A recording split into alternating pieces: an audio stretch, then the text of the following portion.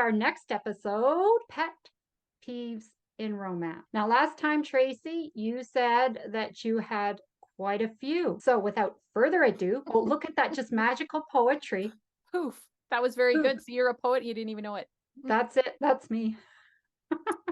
So my biggest pet peeve when reading romance is an insignificant misunderstanding. Ooh. Huge problem for me. Where, say, they're hugging a person of the opposite sex and the love interest sees them. And you've spent this whole time seeing their relationship develop, seeing it. And then that one instant they see someone just hugging their love. They just, that's it. Not going to ask who it is or go up and say, oh, hello there. You seem to know Billy. No, they just, that's it. It's over. Isn't he good kisser? Isn't Billy a good kisser? Exactly. See, things could be quickly resolved with just a phrase like that, but no. Or quickly moved into erotica. But yes. And that's what you call a wall banger, where that book just has to hit the wall because you're just like, oh, why? I like that. That term I did not hear before. Wall banger is very good. Yeah, because it's just, oh, come on. You see it a lot in movies. If you watch a lot of movies that are romantic-y. Yeah. A lot of that. And it drives me crazy. And I have a lot to say about it when I see it.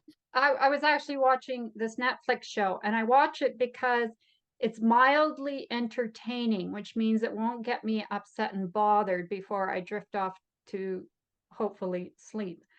But there was an episode, just like you were talking, where she steps into the room and this other third one had deliberately gone and kissed the other's love interest. And of course she steps in and is shocked and appalled, turns on her heels and stomps out, right?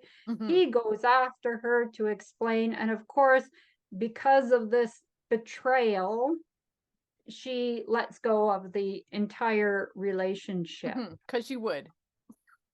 Yeah, as you would. As only just a few scenes before, she had declared her undying love, and if it wasn't for him, she couldn't continue to exist. And yeah, well, this is quite a high drama, so she did carry on and eventually commit suicide over it all. Oh, yeah.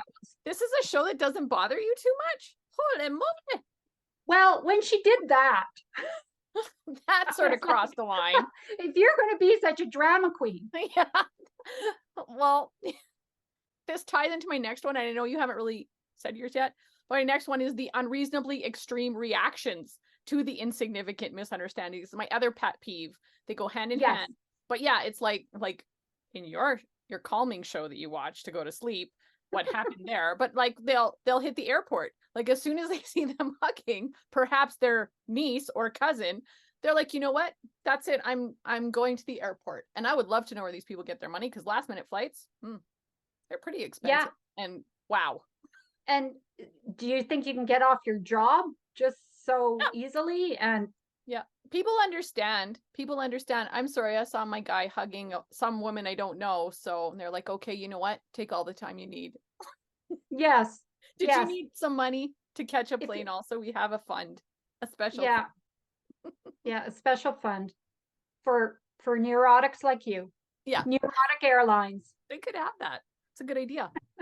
So my pet peeve then is the forced chemistry, where it's like you think that, okay, well, because it's a man and woman and they're alone in a room, you have to make the chemistry happen. So I see it most often in the other genres. So in science fiction or mystery. Okay.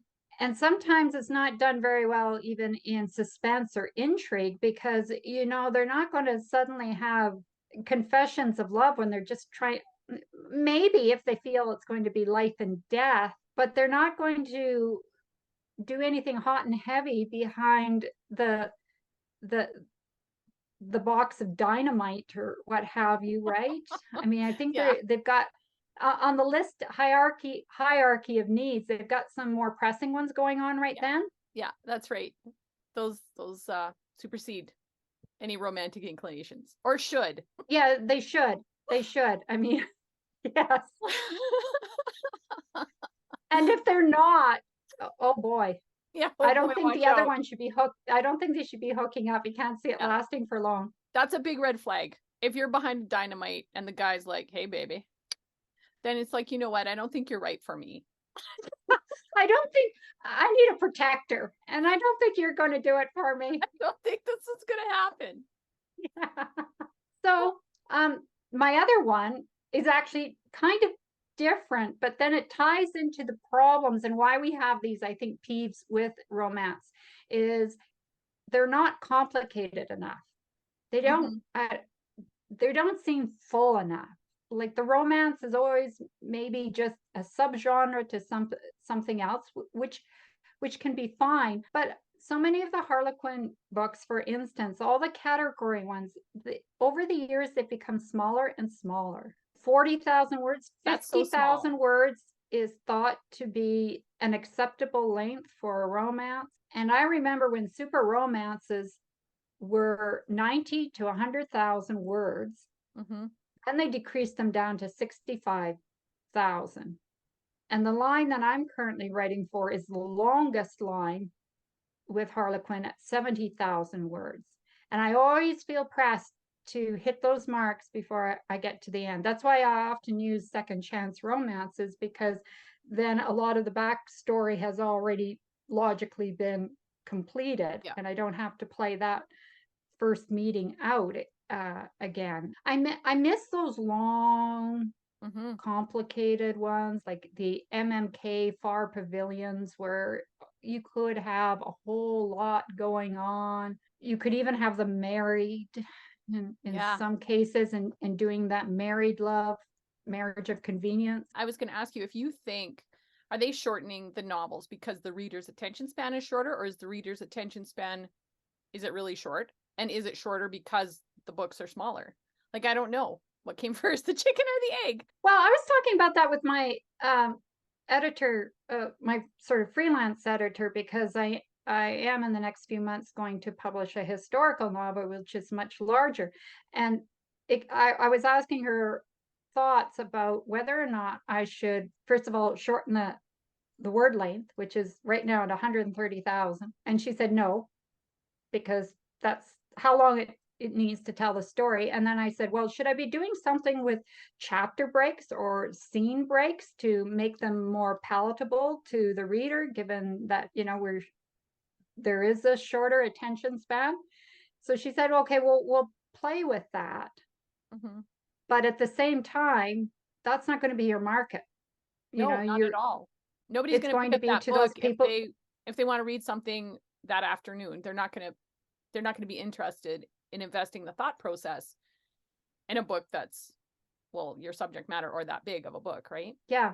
And it's like that big of a book, but like, and I'm looking up again because there's many fantasy authors that will do 150, 175, 200,000 words. And fantasy readers are like, yes, now I've got a truly meaty novel. Fantasy readers would never buy this unless they're buying, what is it, Hitchhiker's Guide to the Galaxy. Is that fantasy? Does that count as fantasy? Anyway, is that big, right? But everything you want, like, because you want to know. That's what it takes to build the world. Yes. Yeah, you're right. It's a bit of a chicken and the egg sort of thing. But also, I mean, it takes less capital, less input to make a shorter book. So then people get trained to books of that length, and they'll compensate by making a series, right?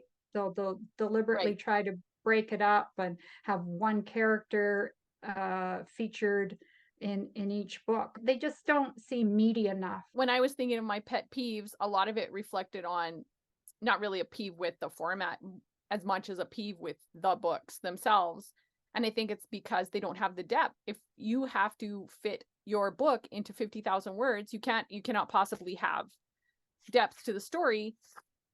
So that's why I don't like reading it. Typically, it takes a lot to be able to find a romance that I can get through the first couple chapters. If you can already guess the trajectory, and no criticism to romance writers, but when you're given a contract and you are expected to write 4 books in a year, 3 to 4 books in a year. There's only so much you can do and do well. So you can yeah. write fairly well, something that is 40 to 50,000 words.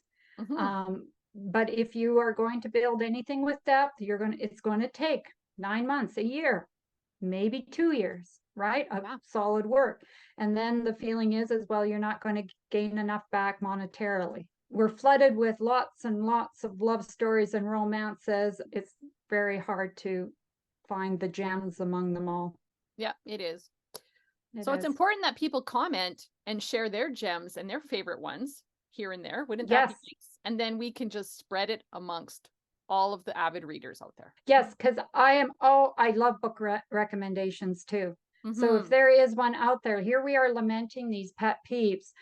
Prove us wrong by telling us about that exceptional one, because I That's would right. love to read it and talk about it here. Yeah, we could easily feature one and chat about it. That would be really fun. Our next topic is going to be well, I won't even put a number on it. We'll Not see even a what number.